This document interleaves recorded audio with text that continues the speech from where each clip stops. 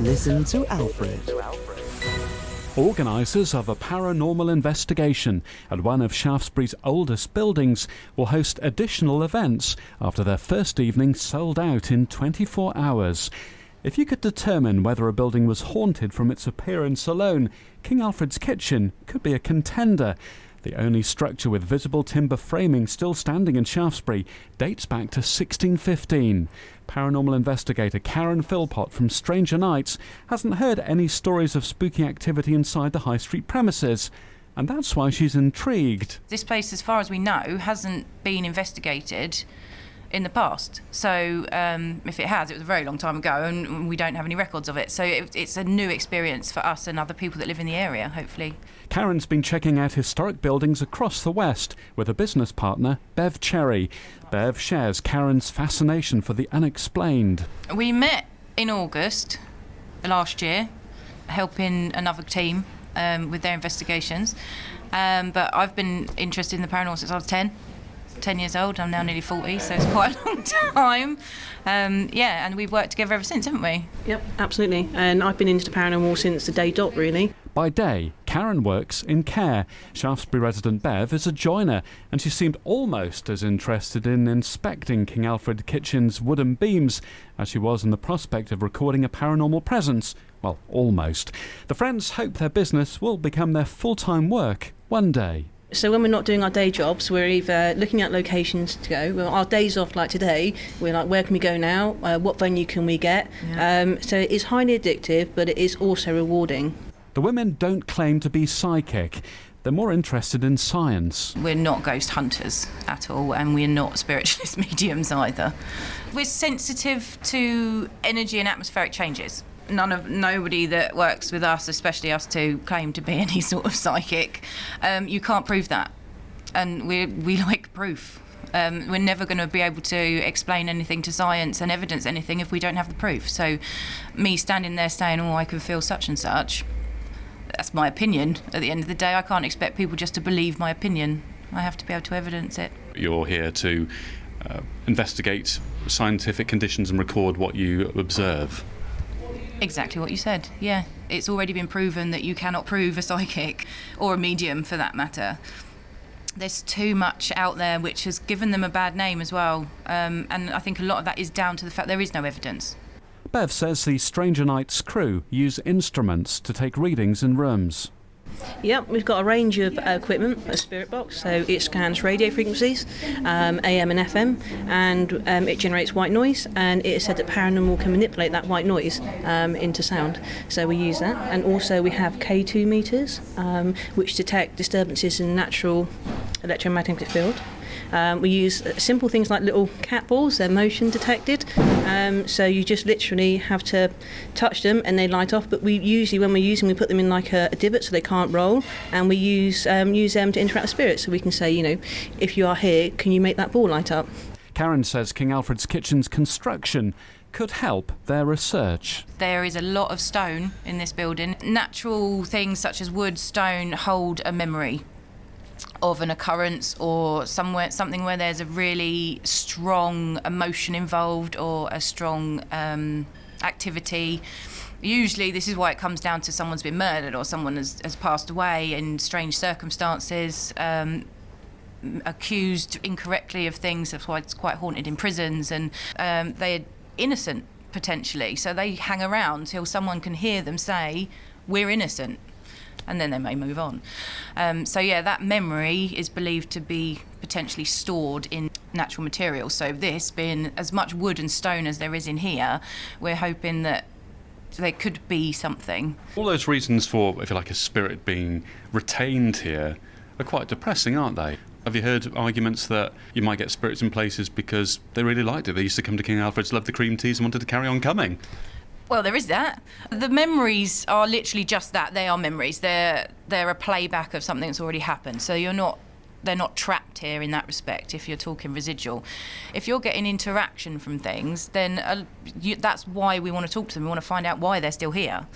A lot of the time, they're just here because it's a nice memory, like you say. Despite popular myth, paranormal investigations can be held in daylight. The good thing about doing it in the dark is same as if a blind person, their hearing increases. So the idea is that removing the light and having it at night increases your other senses. That's the theory behind it. But we've done investigations in the day and has got just as much activity. So it isn't exclusive to the night. It does add to an atmosphere if you're doing public events, which we are. Now, I'm assuming that you've not had definitive proof yet, because we probably would have read about it in the national papers, wouldn't we? But what would you say would be the events you've experienced where you've come away and thought, well, we might have been close to it here? We were at a recent place we investigated, and we had some really good EVP, so electronic voice phenomena. At the time we didn't hear it. We just record our EVP sessions, and then when we got home we ran it through the laptop, and we got some really, really interesting results, to the point my name and Karen's name were both spoken on the spirit box. Clear as day. And it was what, a human voice? Yep, it had a Scottish accent as well. Yeah. And it's stuff like that, that's the addictiveness. You go to these places and you do this, and you get home, and it's so exciting to listen to all the results that you get.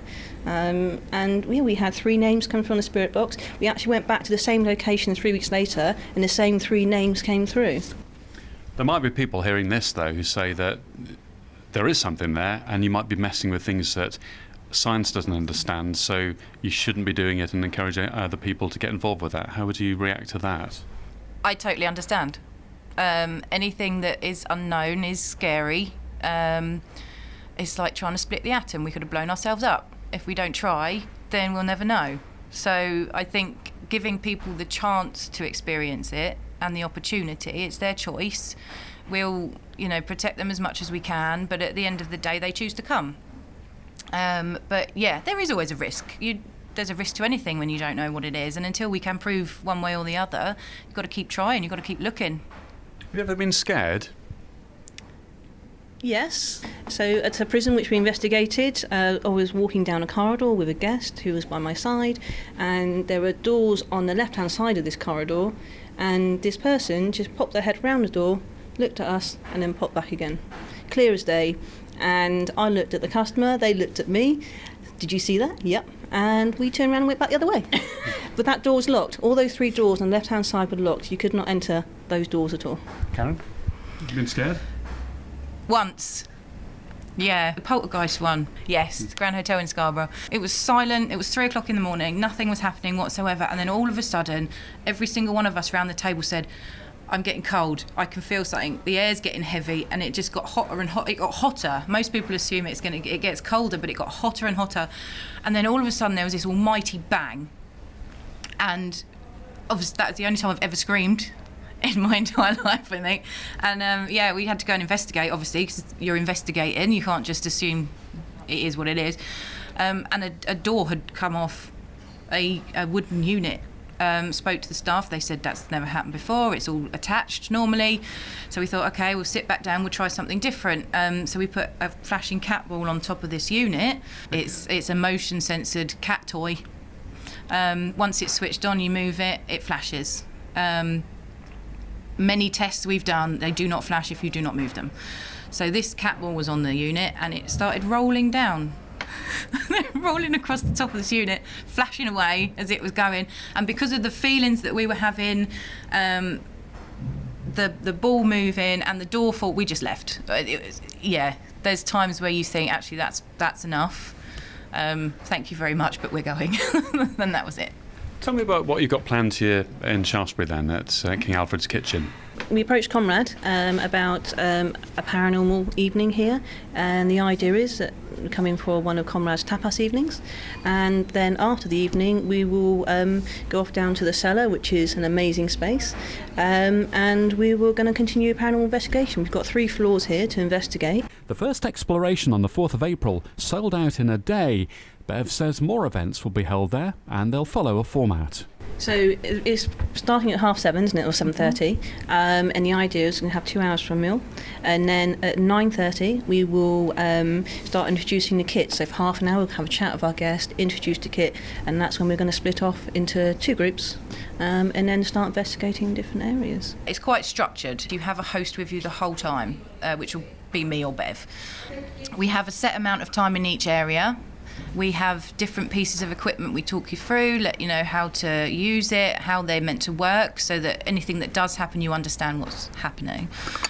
You can try everything. You can try what you want to try. But yeah, we'll talk through everything. There'll be breaks, tea and coffee, and it's an enjoyable evening. If you come with a group of friends or for a party or a birthday, it just extends your evening into the early hours without having to go out spending a lot of money. So what time will people finish so they know for work the next day? 1 o'clock in the morning.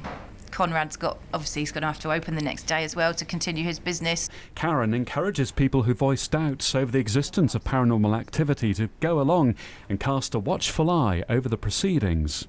We love them. They're the sort of people we love, because they're the sort of people that we see change their opinion very quickly at times, isn't it? It's the sceptics that we have on investigations are the best. They debunk everything for us. And I think they keep the group grounded as well, Yes. whereas you can get a group who are very into it and can maybe get a little bit carried away, whereas you do get the sceptics that go, oh, actually, how about maybe it was this? Yeah, that must be a bit of a challenge, actually. Some people that come along because they're desperate to find something, and they will, we're in an old building, and buildings creak when the heating goes on or comes off, and they'll automatically start screaming. You don't want somebody necessarily like that, do you? You do get them. That's where the host side comes in, the hosting side. They're not running around on their own, just guessing and screaming at every little creak. We know how buildings cool down and where things creak and what it's likely to be. So if we do hear a creak, then it's like, did you hear that? Let's go and find out what it was. And then if we get it again, or we get it on demand, or we get a specific answer, we could put a piece of equipment there to see if anything reacts to that. We don't just assume the first noise we hear is paranormal. Karen hopes that one day the group will record compelling evidence. Obviously, everybody dreams of the full body apparition standing there looking at you and interacting with you, and it apparently does happen. It hasn't happened for us yet. I want science to be able to accept that paranormal occurrences are real. Karen wants to manage guests' expectations of their Shaftesbury events. We can't guarantee anything's going to happen. It could just be a dinner and a little chat. Obviously, that's not what we're aiming for. More King Alfred's events will be arranged as required. As long as there's 12 minimum, then if you contact us and give us a date that you're looking to book for, we'll make all the arrangements for that with Conrad here at King Alfred's. You can find the business on social media and online by searching for Stranger Nights Paranormal. Listen to Alfred.